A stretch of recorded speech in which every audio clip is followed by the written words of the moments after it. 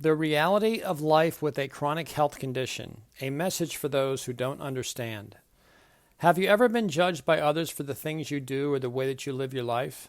I know this is a rhetorical question because we have all been judged, and we probably judge others as well. Sadly, this is part of human nature. However, with this knowing, we can be much more mindful of how we treat others and hope that they will do the same. The reason I am talking about this is because some people, probably many people, who have a chronic health condition and have had to modify their life because of their unique circumstances, like me, are often judged by others rather harshly, and it really needs to stop. I have lived with chronic pain from a neurological movement disorder called Dystonia since 2001, and I have faced quite a few harsh judgments.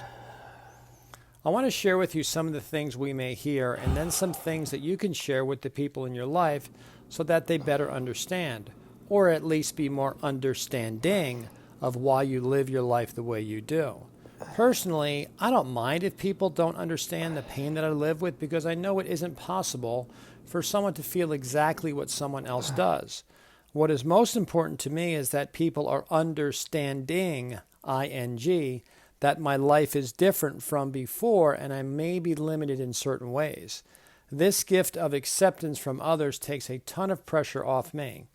It lets me just be myself and not feel the burden of having to explain myself over and over and over.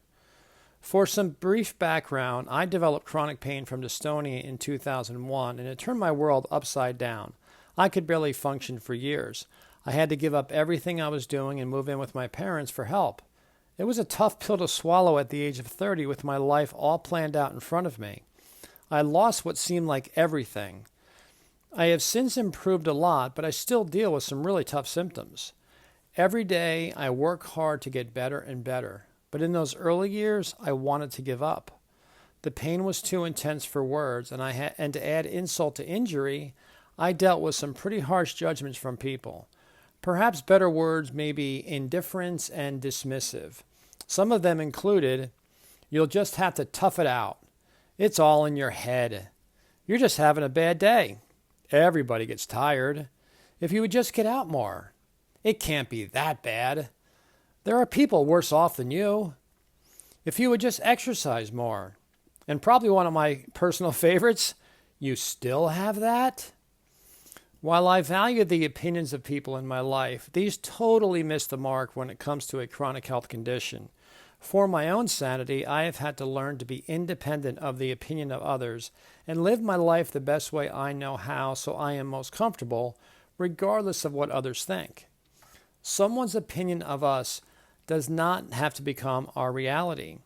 Finding relief should be our number one priority, or at least at the very top of our list, not pleasing others. Hopefully family, friends, and coworkers will respect us for this. For those who don't, perhaps the following list will help them better understand your reality, and this is just the short list.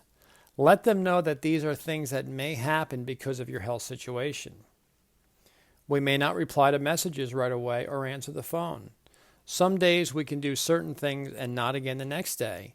Every day is a mystery to us. Some days it is an hour to hour not knowing how we will feel, which can cause anxiety and depression. The persistent, nagging feeling of not knowing from moment to moment how we will feel and what we can do is agonizing for us.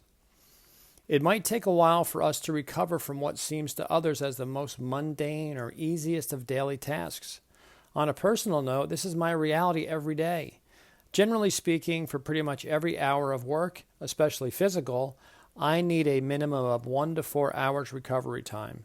Some days, just a tiny bit is all I can do for that day. Other days, I can do a lot more. I never know. We might cancel plans, maybe even at the last minute. We might leave a party or other social gathering if our symptoms kick in.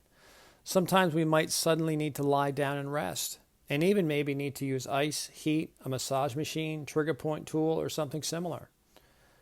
Our level of energy changes in a moment's notice, and we can be exhausted. In addition, many of us also have a racing mind, so it is hard to rest when we need it most. I know this list is brief, but I think it sums things up pretty well for a lot of us. We have to be honest with others and also respect that what we go through is not always easy for them either. It is also very important to ask them to never give up on you, and please don't stop asking you to do things. We often feel alone too much as it is. Just being asked means the world to us, and when we feel able, we will always jump at the chance.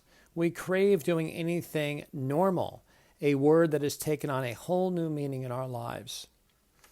When you are faced with people who are tough to be around, that do not try to understand, it might be helpful to follow the advice of Mark and Angel Chernoff, who have a blog called Mark and Angel Hack Life.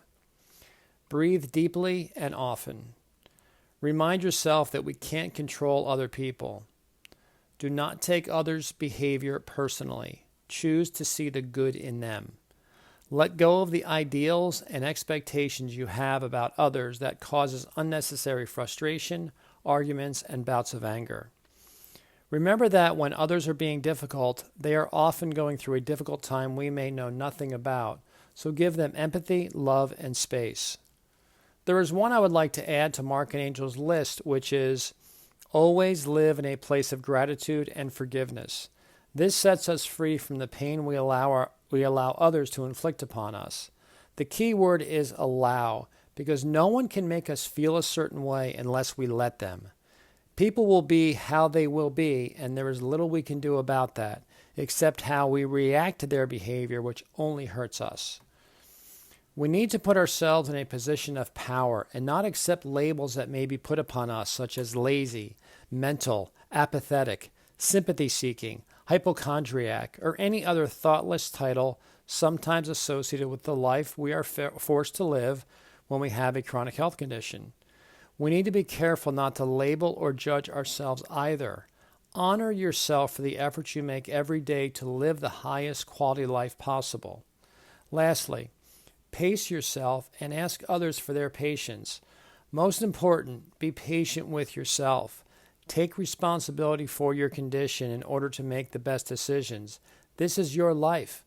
Own it and live it how you choose, independent of what others think. Thank you very much for taking the time to read and listen and watch this. If you would like to read and hear more of my blogs, please go to my website, which is tomseamancoaching.com.